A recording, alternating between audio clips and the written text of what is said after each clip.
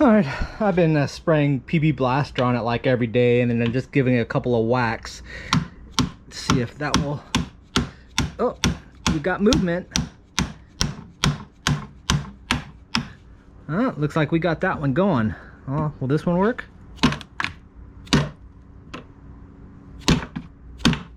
That one's not liking it. I'm gonna have to cut that lock off. Maybe I'll do that. I'll just cut that lock off while I'm going at it. But that's good. I got this one moving there.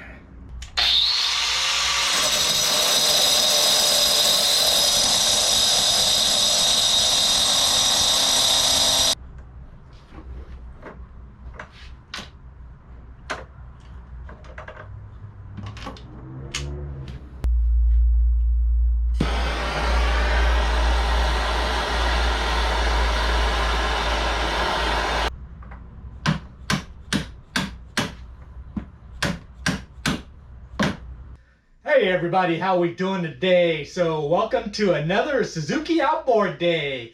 And today's video we're going to be featuring the Suzuki 2018 6 horsepower outboard. I got this as part of an exceptional package deal with the 2017 2.5 I just had on my last video, which is running excellent. I really didn't care about this motor. But since he was just dumping them both off, I said, okay, whatever. Plus being a 2018, beautiful condition. However, it is locked up, okay? I did kind of just briefly ask him what the issue is with this one. And he said most likely that it is a bad exhaust valve, since that's a very common issue with this line of motors. I went online when I got home and checked it out, and yeah, there's quite a few people having that same issue. Basically what happens is because the exhaust valve is right next to this exhaust port, which goes down into the basically into the water where the exhaust port goes. When you're running in salt water, that provides access directly to the valve for corrosion. Then you multiply the fact that you have normal carbon buildup and just basically the exhaust muck there, and then that starts building up on the valve as well as on the port there. Then what happens is the motor ends up sitting for a week or 2 weeks or a month or till the following season because the person's not needing it. Then they come out and that valve will actually corrosion weld in place, and once those two sides bond, it locks it up, and that's pretty much, it's frozen there, it's welded. Then that person comes out and wants to start their motor up, so they grab the handle and they yank on it, and with that valve frozen wherever it's at, it could be partially open, it could be closed, you never know. But usually what will happen is that it's going to basically smack something, and you're going to break a rocker arm, you're going to bend a push rod, you're going to bend a valve like this one here. Now, when I was going through the spare parts, I did find this head here with a valve partially sticking out. And then I was like, okay, but this motor is still ready and complete. So I think what happened is he ran into that problem with this one. I had to use a hammer and basically pound it out to get this valve out, and it is bent on the top. I ended up breaking the insert valve guide, but that's not a big deal. It's 12 bucks, get a new insert, press out the old one, insert the new one, and then I could just basically surface this head, put new valves in it, and lap them in, and this head is ready to go, brand new again. But seeing that, I think what happened is he ran into that problem. This being a 2018, he was able to take it in for warranty. They replaced the head and all was well. And then probably this year or early last year, 2021, 2022, it happened again and it locked up. And he knew what the problem is, but the problem was that he's out of the 3-year warranty. Then you're looking at, these are about $300 to $400 to replace, plus about the same amount of labor time to go through it, and then it's just not worth it for a $1,100, $1,200 motor. So you do what he does is that he just goes out and buys another brand new motor, and he has these 2 other motors he needs to get off his sailboat, and hence I get this awesome deal for basically lead weights that he just would rather throw in the garbage or get some money for it, and which I gave him. So that leads us to this guy. It's locked up, but what I think I'm going to do is tear into it, see if I can find out what the actual problem is, if I can repair it, if it's worthwhile to repair it, and then we'll go from there. Short term, the main issues I found already were both of these clamps were locked up. I got this side working, so that one's fine there. This side, not working. I did everything, smacking it, winching it, breaker bar on it, hit it with heat. That got it finally going. I was able to cycle it through with grease, and it should have gone all the way through to get grease all the way through that. And then I tried to bring it back, and it's all locked up again. The handle broke with the breaker bar, so this thing is pretty much done. I could keep messing with it, and I know what's going to happen is I'm going to break off this wing of this clamp arm, and that's $100. Or I could do, which I think I'm going to do, is I'm going to cut this threaded portion off, and then I'm going to drill it out, and then I'm going to tap it, and then I'm going to order another lever and then the new bolt piece, and that's $25. So once I figure out what's the deal with the motor, if I get it up and running again, 25 bucks, fix that, and then I've got a great motor there that I could use for another project. So anyways, that's where we're at, and so let's tear into it. All right, so the first thing I'm going to do is target that head. This is a 6 horsepower outboard compared to the 2.5 horsepowers I usually work on, but it's still a single cylinder motor, so it's really not that much difference. The biggest difference is that this has a forward and reverse, but that realistically has nothing to do with the power head, so shouldn't be that big of a deal. What I'm going to target first is taking off this valve cover so I can have access to the rocker on, take a look at the valve springs, and see if I can see any issues there. Best case scenario is that the valve might be stuck, but I could take a hammer to that exhaust valve and just tap it, break it free. And then if that gets the motor spinning and we can get some lubricant to it and get it kind of working that way, put it back together again, see if we can get it to fire and run.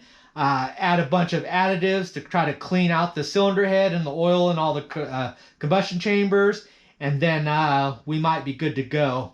Now, my chances of that happening, I have it rated at about 7%, with a 93% going towards I'm going to have to strip this down, take off the head, and then be able to take a look at it and hopefully to see if that can get that piston moving freely.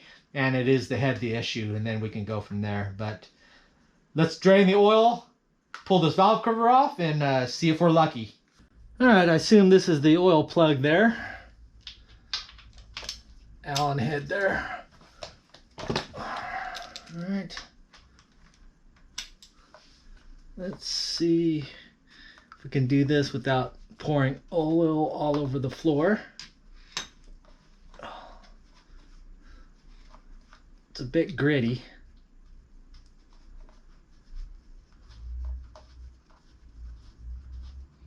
Fast hands, fast hands. Wow. That's a long bolt. Ooh, perfect. All right.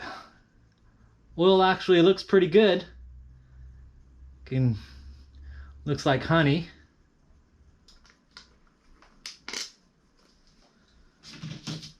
All right.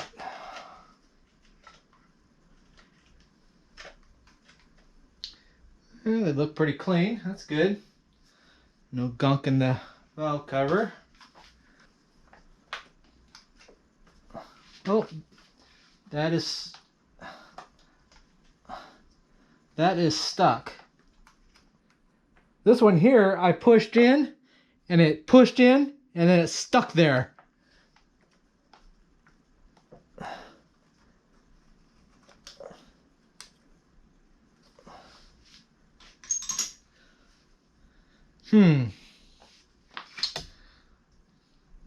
What to do?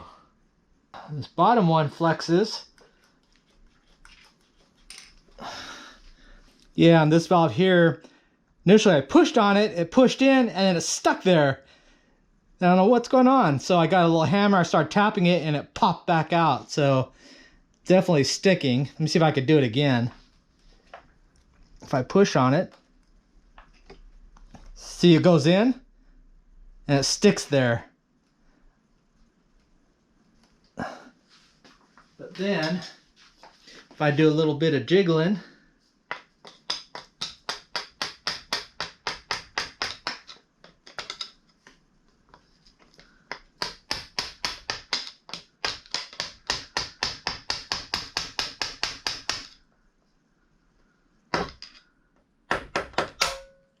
pop, and it pops back out again. So that valve is definitely sticking. That there's an issue. So that was kind of the issue that I was hoping for, that valve was stuck. But that could be the reason for not being able to start, and he could never get it running again. But then the other problem that can happen is he gave up, left this thing sitting in the salt water, and then now the piston itself is frozen. So even though that valve is free now, or somewhat less sticky, or I could probably make it less sticky, I can't get the motor free. So let me pull on it a little bit more, and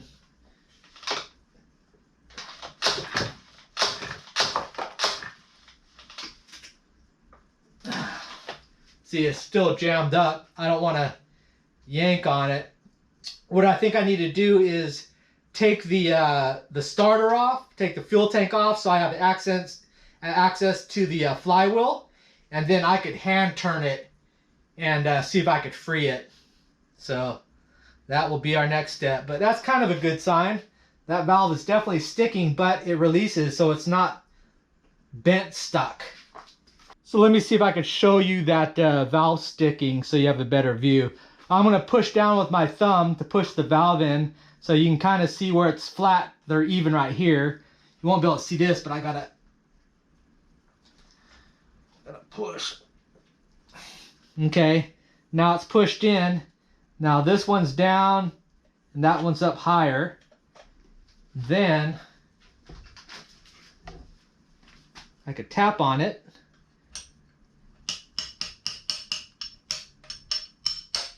Boom, it pops out. So it is definitely sticking. Push rod looks straight. That valve is working, it's just sticking. So I think that's actually a good sign.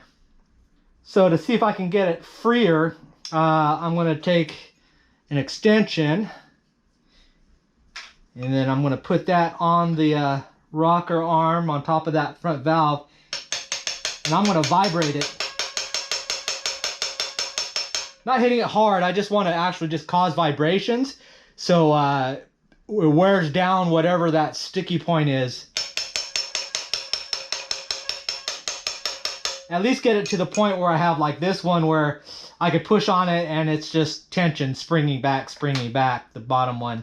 It's just this top one.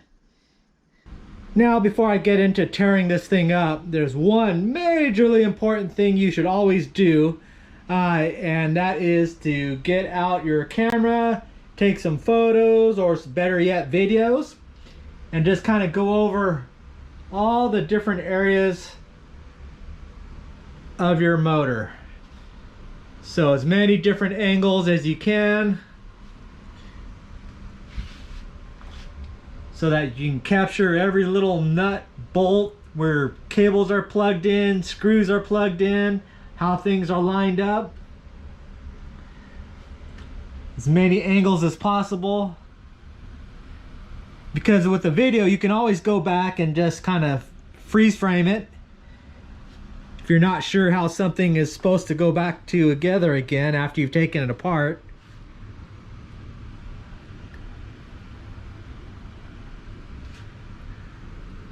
So take some overviews, take some close-ups, overhead.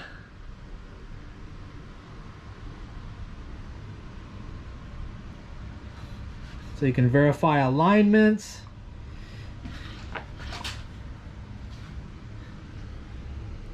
There's where the auxiliary tank would hook up, but it's not hooked up, but there's a T there, so I guess that's how it goes. That's where that plug is there. Put a separate tank on it.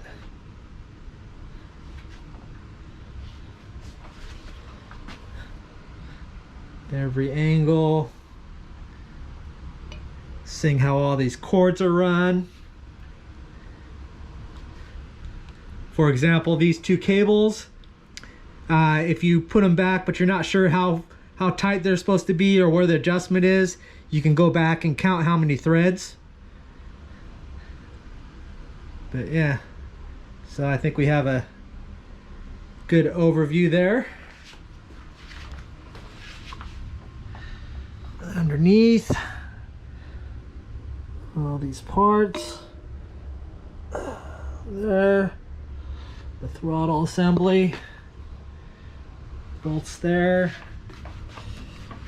the shifter mechanism, underneath bolts.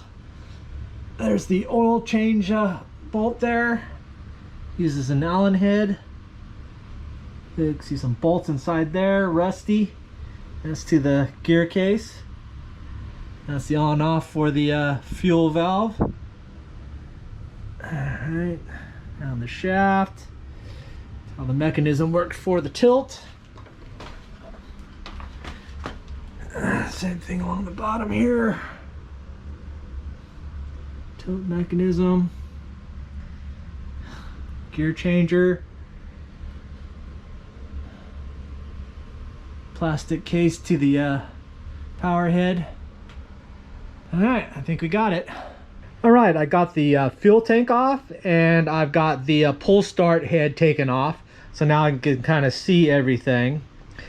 This is what I was wanting to get to. So this flywheel and this bolt are direct links to the crankshaft, which engages the pistons, and also the camshaft, which drive the push rods and valves there. But this is basically the grip for the pull starter, and it's plastic, so I can't really put a lot of torque on there. Oop. So doing that caused the valve to get released. So I push in, it sticks, but if I do that, jiggle it, it releases it. So they're interconnected. So what I think I'm going to do is remove this plastic by using 3 bolts out, and then I'll put some new bolts in there, and then that'll allow me to put a pry bar or something in there, and then I'm going to see if I could kind of push back to wherever this is locked up. I don't want to do it too much in case there's something broken on the inside, but enough that it could be that because it's been sitting for so long, the valves getting stuck was the issue, but then he gave up on it and it's just been sitting in salt water, and the piston locked up. So 2 separate issues. So if I could free that piston, get that thing spinning again, keep vibrating that valve, and then put it back together again, just get it fired once I got it fired, just never turn it off, and then use seafoam and just kind of run it through gas valve cleaner in the gas, and just keep running it, and hopefully work that valve clear. But yeah, not so bad so far. All right, I removed that plastic plate there. I won't have to use bolts. It's got these wings on it, and long screwdriver, so there's a flat spot that I can go across. And see if we can get this thing unfrozen.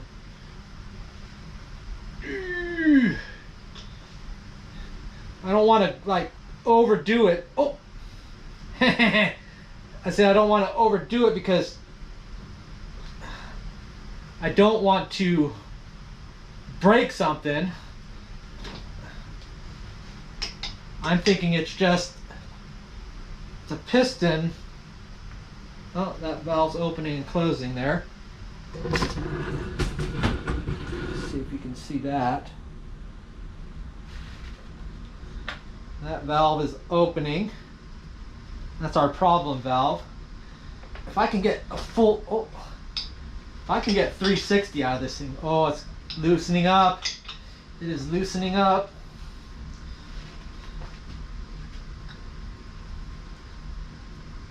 Got PB blaster I've been shooting in there. I think it's a lubricant as well.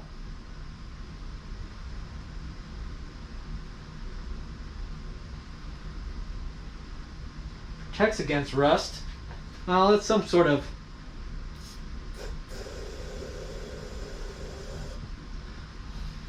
I already filled that head full of that, so now let me see if I can watch the heads. Oh, we are free, dang! Happy days. See if I can get these valves to go. So okay, so that's the intake valve. I didn't see. I guess it must have popped back out. Alright, there goes the exhaust valve. Okay, so you can watch that one there. It's compressing and it's going back just like it's supposed to. And this thing is getting easier.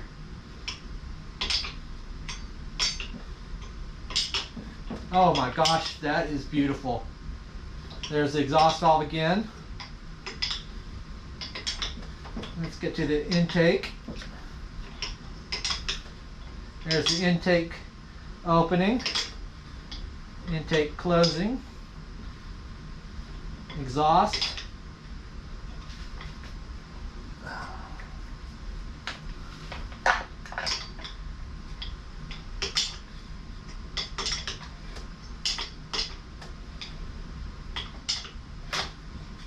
Now I'm trying to see, I've got my thumb over the spark plug hole.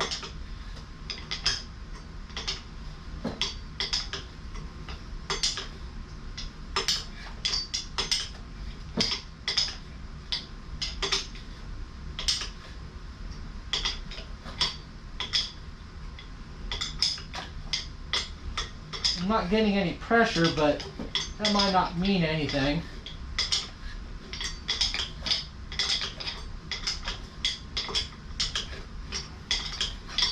Especially if one of those valves is not sealing all the way.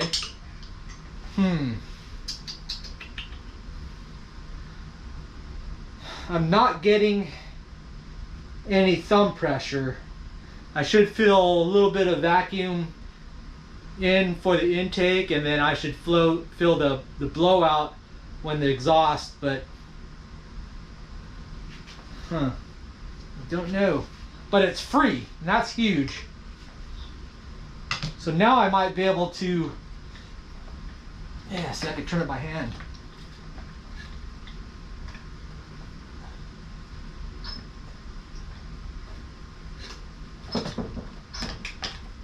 I hear it now.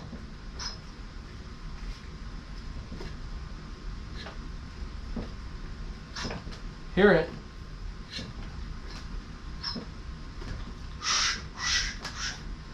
Alright, so now what I could do is put this back together again.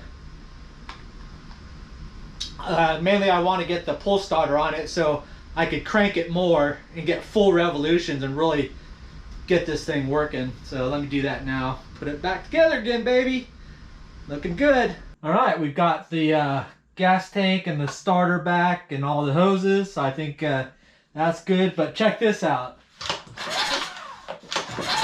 Oh yeah. We are free! Then take a look at this.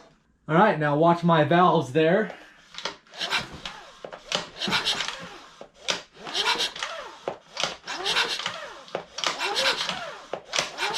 We've got action on them valves. They don't look like they're sticking.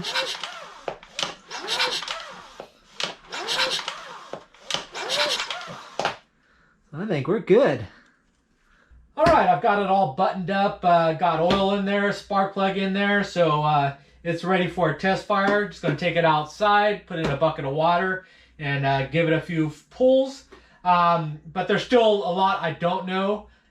For example, I don't know if the carburetor works because it's been sitting for I don't know how long, enough for barnacles to grow on it.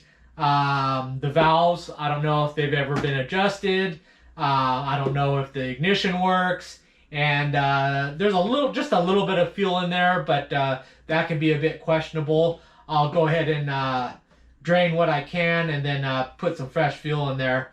But definitely we are at a point where I can give it a few test pulls, see if I can get it to start, or at least try to start, and then we can go from there. But otherwise, super happy. I mean, the motor's not locked up. Look how smooth that is. I feel drag on it, so that's good. Seeing those valves moving, so that exhaust valve wasn't sticking anymore. It's opening, closing just like it's supposed to.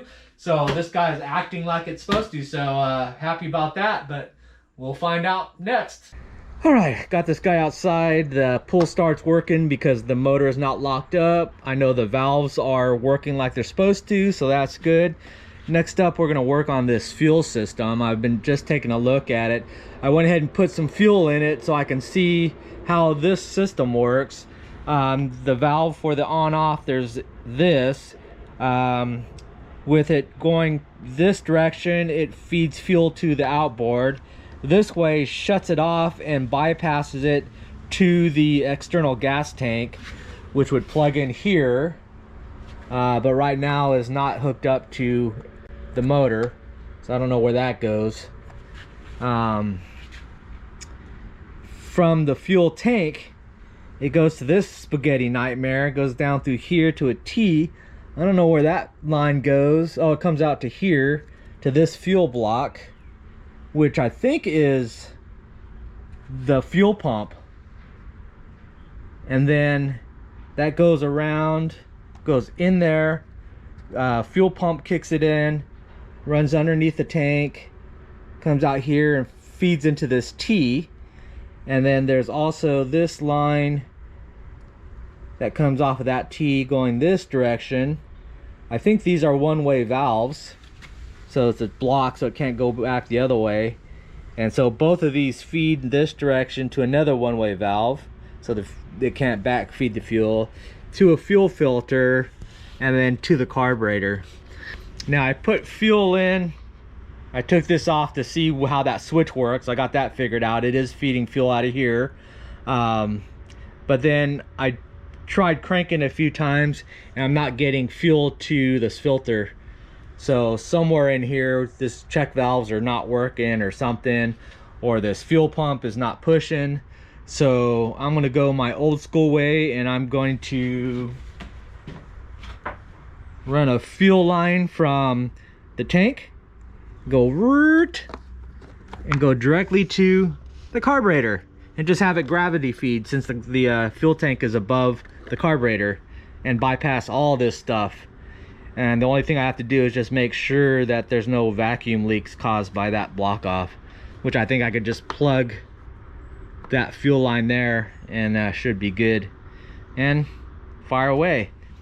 Yeah, this has got to be the fuel pump, and I don't know how that works. I would imagine it's another vacuum actuated, but it also could be mechanical since it's attached to the motor. So, but to get some fuel to the carburetor, I'm just going to do gravity feed and see if I can get this thing fired up. All right, so we go from a $250 fuel system. It's $150 for the fuel pump setup, and then it's another $100 for all these lines and adapters and T's and filters and one-way valves, to $4 for a fuel line, and that just runs across there.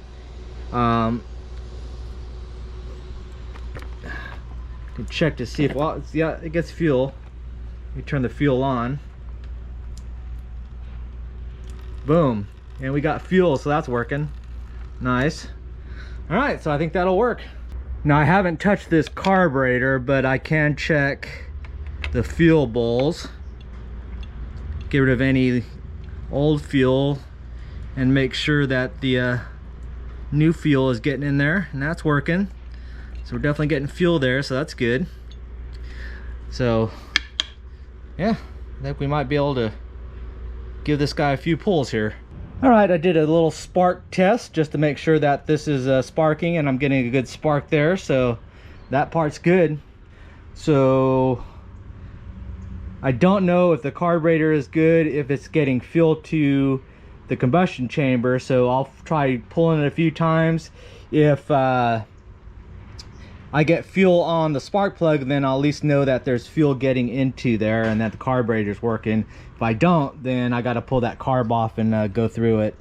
Well, unfortunately, I'm not getting fuel to the spark plug because it's not wet. I've been pulling on it, probably got about a dozen pulls on it, and it's just not getting fuel down into the combustion chamber. So even though I didn't fire, that spark plug should be wet with fuel, but it's dry as a bone. So I'm gonna have to pull this carb off, which doesn't look like it's a big deal, so and then take a quick look at it. All right, I went ahead and pulled the carb off. I'm going to do a quick refresh. I have a video about doing these. The reason why I say refresh versus a rebuild is because trying to get this pin out for the float, as well as pulling the jets out, are very difficult on these carbs. They're made out, this main body is made out of cheap pot metal, so those brass jets fuse to it, and they're soft brass, so if you get a screwdriver in there, they strip out really easy, and then you're stuck. Same thing with this pin. It freezes in these two little wings here, and it's almost impossible to get out. However, I came up with a way to remove those without breaking these wings off. I'll show you here how there's one wing here and this one broke off because I was just trying to tap it out gently, and it's cheap pot metal and it just breaks off very easily. So, and that carb is toast. 125 bucks nowadays. Back in the day it was 80, so it wasn't that big of a deal, but 125, I want to be careful. So I developed this tool in order to press out that pin. Basically got this 1.5" C-clamp from Home Depot. There's a little plastic black cap on here with a flat edge on this little ball that rotates, and basically break that off. It leaves a little ball on the end. Took a grinder, flattened it out on the end there, and then put a little dink, just a little depression in the center of it, and that's where the pin, when it's pressed in, has a little edge on the outside here. It sticks out about 1/8 of an inch. That little cup there is going to help keep it centered. Opposite side, ground the top outside edge down to its flat, and which allowed me to drill a hole. And that relief hole there, that goes all the way through and slightly off-centered, so you can get it close to the float, but yet stay somewhat centered for that pin to be pushed out. And then that relief is for the pin to be able to come out on.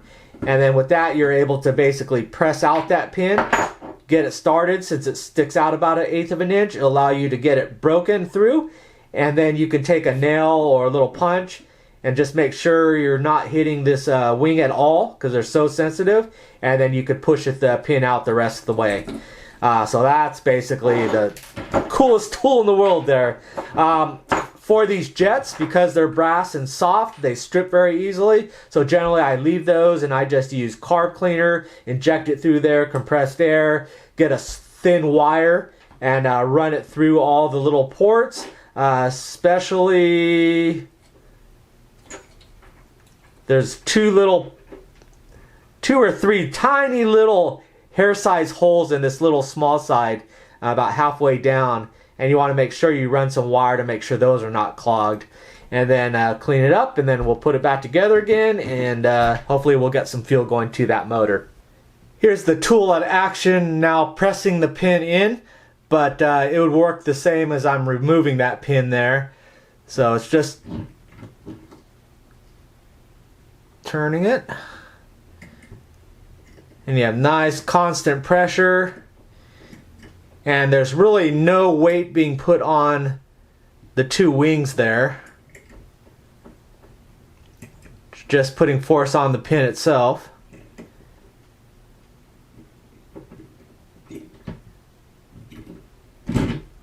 Alright. There it is. And I just need to push it a little bit farther.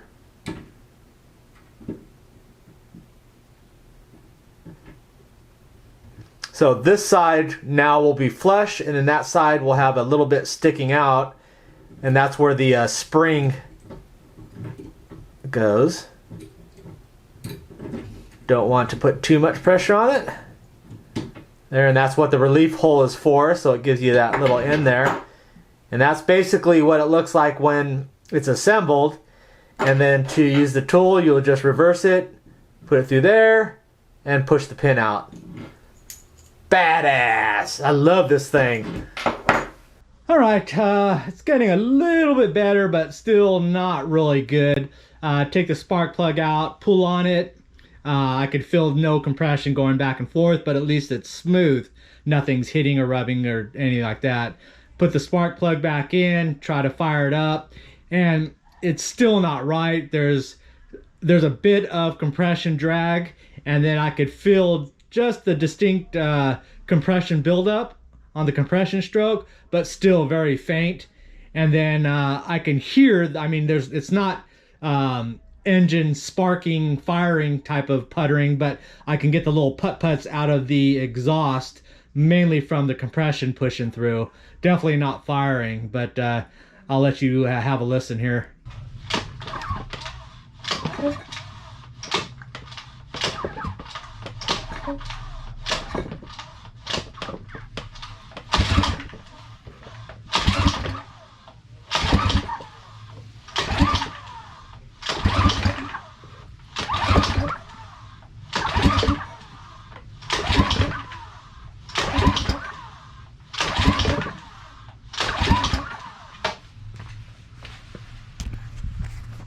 So you can kind of hear that little pop, pop, pop, pop, pop, pop.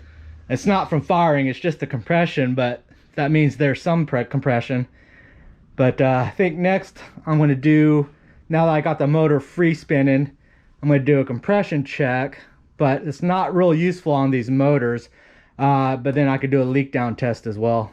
All right, I've got the compression tester set up there, so we'll give it a few pulls and see what we register.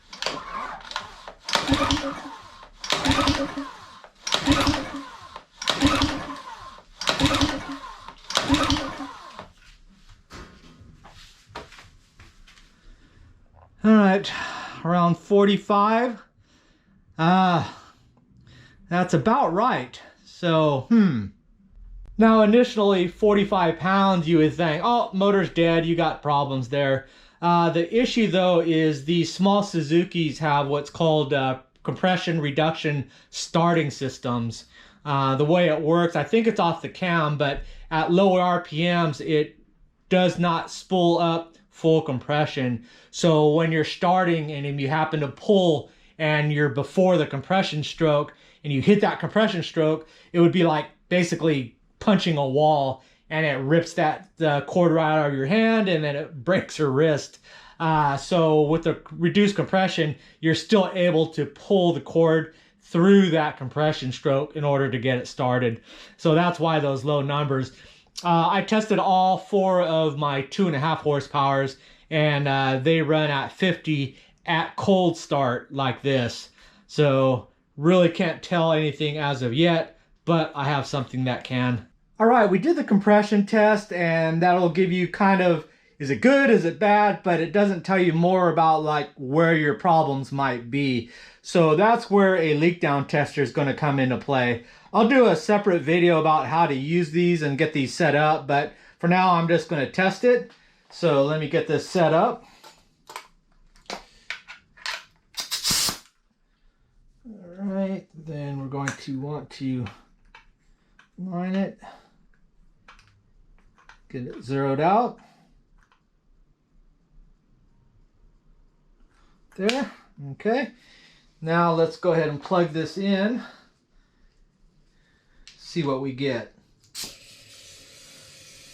All right, so reading right off the gauges, it's showing only about a 75% good rate, 25% leaking. So we're still in the good, but if you listen,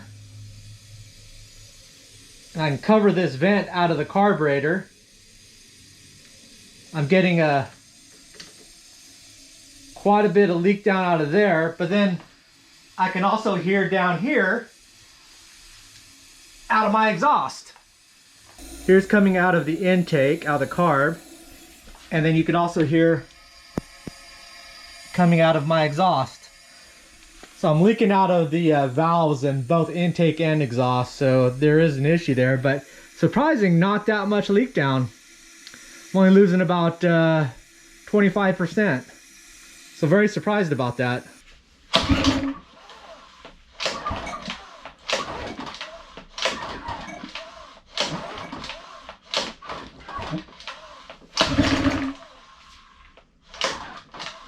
Trying.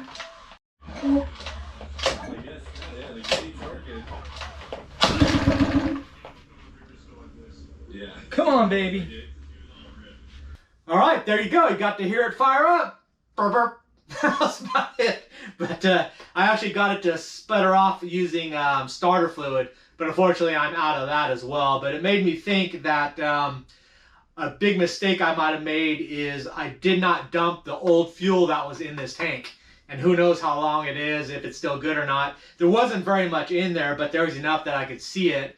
And then I just added more fuel to it, because I'm just kind of speed running through everything like I did with my 2.5 that I got fired up, thinking I could just figure out what's wrong with me leaning towards having to strip it down to the block. So I wasn't really had very much confidence. But I think what I'm going to do is I'm going to pull the tank, pull the carb again, just flush it out, flush the tank, put good fuel in it, and then pick up some starter fluid and give it a try. What worries me is that I just let this motor sit overnight and the motor was locked up already, where I couldn't even pull start it. I had to break it loose with the pulling the starter off. So that worries me there, that there is corrosion in there, maybe on the piston, the rings, the walls, etc. Then with the leak down testing, that was a good and a bad. I was very surprised it read out at only 85%, well, 15% leak down, which is excellent. I mean, that's rated as good running motor there.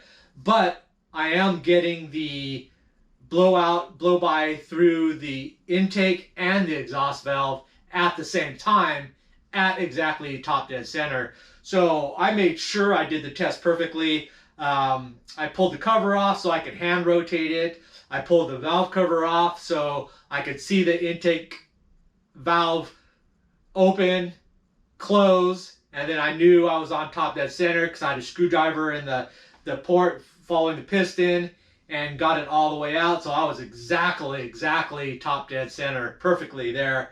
And then I'm getting leaks through the intake and the exhaust, with the intake being worse than the exhaust. So that could be a reason for the hard starting. So I got to think about that as well. But yeah, I think what I'll do is I'll do that with the gas, pick up the starter fluid, and then I want to get back to some fishing. I've been spending all this week on these Suzukis, so I want to get back on the water. So I'll just, every time I walk by, I'll give it a half dozen pulls, see what happens, and try to get it fired. If I can get it fired, I'll just keep it running, and I'll throw in seafoam and carb cleaner and valve cleaning additives and just keep it running as long as I can and try to just degummify it, decarbonize as much as possible, and then go from there and see how it works. Otherwise, what I want to do is to at least pull the head. I could take a look inside the block and take a look at the piston, the rings, the walls, make sure that that foundation is good, and then of course take a look at those valves and see what I can do there. As long as there's no bent valves, nothing broken, I could repair that here. So that'll be our plan. But anyways, thanks for watching, and I will see you next video. Bye.